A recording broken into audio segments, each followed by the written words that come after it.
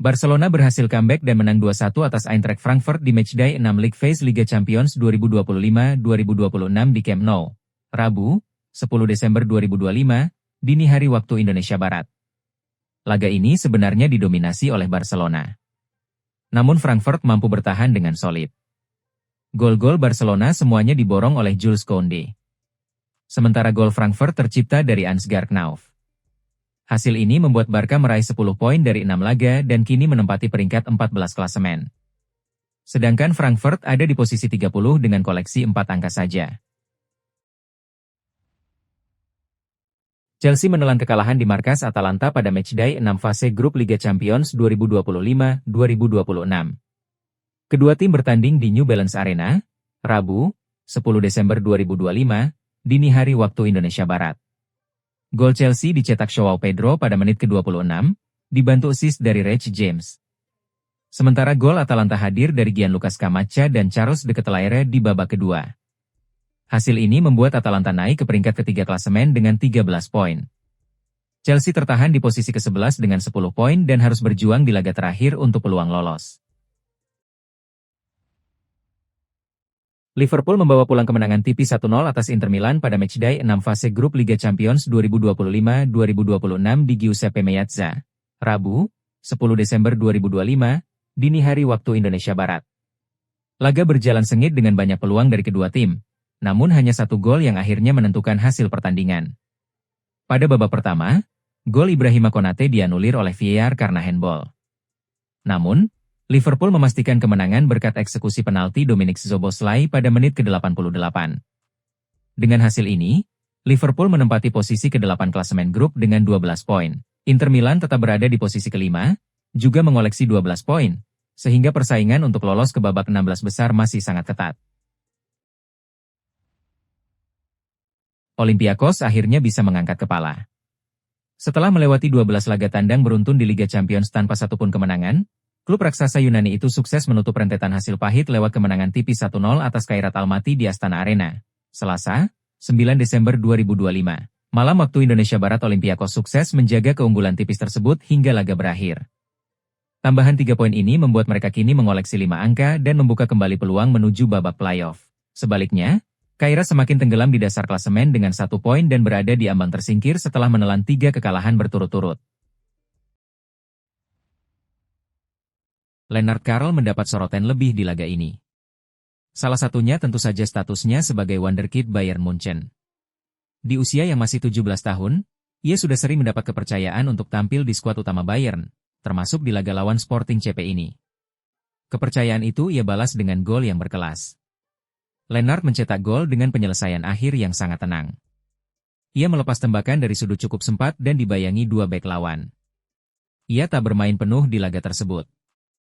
Namun laman resmi UEFA memberikannya penghargaan Man of the Match. Bayern Munchen berhasil bangkit dari ketertinggalannya dan menang 3-1 atas Sporting CP di laga matchday 6 League Phase Liga Champions 2025-2026 di Allianz Arena, Rabu, 10 Desember 2025. Pertandingan ini awalnya berjalan alot bagi Bayern. Sporting bahkan sempat mencetak gol lebih dahulu namun tuan rumah akhirnya bisa membalas mencetak 3 gol sekaligus. Gol-gol Bayern dicetak Suri Gnabry, Lennart Karl, dan Jonathan Tah. Sedangkan gol Sporting tercipta dari bunuh diri Joshua Kimmich. Hasil ini membuat Bayern mengemas 15 poin dari 6 laga. Mereka kini ada di posisi kedua klasemen sementara Liga Champions. Kritik terhadap Barcelona dan Hansi Flick meningkat seiring hasil kurang memuaskan di Liga Champions. Namun, situasi itu mendapat respons dari sang pelatih dan kini dukungan juga datang dari sosok penting dalam sejarah klub, Gerard Piqué. Mantan bek Blaugrana itu memberikan pandangan berbeda terkait kondisi tim. Komentar tersebut disampaikan Piqué ketika menjadi tamu dalam UEFA Football Zone. Ia memberikan gambaran umum tentang performa Barcelona dan menilai bahwa keadaan tidak seburuk yang terlihat di luar. Dalam penilaiannya, tim masih berjalan sesuai yang diharapkan. Piqué menyebut bahwa isu negatif yang beredar tidak benar-benar mewakili apa yang terjadi di lapangan. Menurutnya, Barcelona tetap memiliki kapasitas untuk bersaing di seluruh kompetisi musim ini. Kabar mengejutkan datang dari penyerang asing andalan Malut United, Ciro Alves. Pemain asal Brasil ini resmi memulai proses naturalisasi Ciro Alves untuk menjadi warga negara Indonesia, WNI. Ciro mendatangi kantor wilayah Kementerian Hukum dan HAM, Kemenkumham, Maluku Utara untuk mengurus hal tersebut. Ia didampingi langsung oleh asisten manajer Maluku United, Asgar Saleh, dalam kunjungan penting ini. Pihak Kemenkumham menyambut positif niat baik sang pemain untuk beralih ke warganegaraan. Proses administrasi siap dikebut selama seluruh persyaratan undang-undang terpenuhi. Keputusan besar ini didasari oleh rasa cinta Ciro yang begitu mendalam terhadap Indonesia. Indonesia kini dianggapnya sebagai rumah sejati bagi dirinya dan keluarga. Julman menceritakan betapa gila jadwal yang harus dihadapinya saat pertama kali mendarat. Ia hanya punya waktu kurang dari 48 jam sebelum debut. Situasi makin pelik karena mayoritas skuad adalah wajah baru.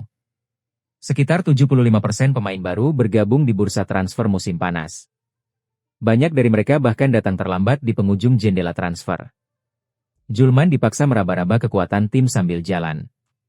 Hal besarnya adalah saya tiba pada hari Rabu dan kami mulai bermain pada hari Jumat dan kemudian setiap 3 hari sejak saat itu, ungkap Kasper Julman. Saya tidak mengenal staf atau para pemain, jadi semuanya baru dalam hal itu, tambahnya.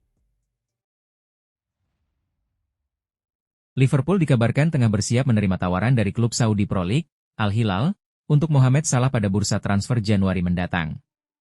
Hubungan penyerang berusia 33 tahun itu dengan pelatih Arne Slot disebut benar-benar memburuk setelah Salah melakukan wawancara mengejutkan pada Sabtu malam.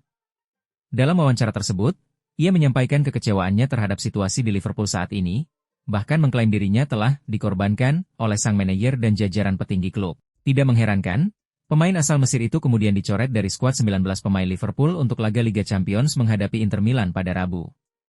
Situasi ini semakin mempersempit opsi Slot di lini depan, terlebih dengan absennya Cody Gakpo dan Federico Chiesa. Situasi Salah ini tentu menimbulkan sejumlah rumor terkait masa depannya. Sang pemain dikabarkan akan pindah ke Arab Saudi untuk bergabung dengan Al Hilal.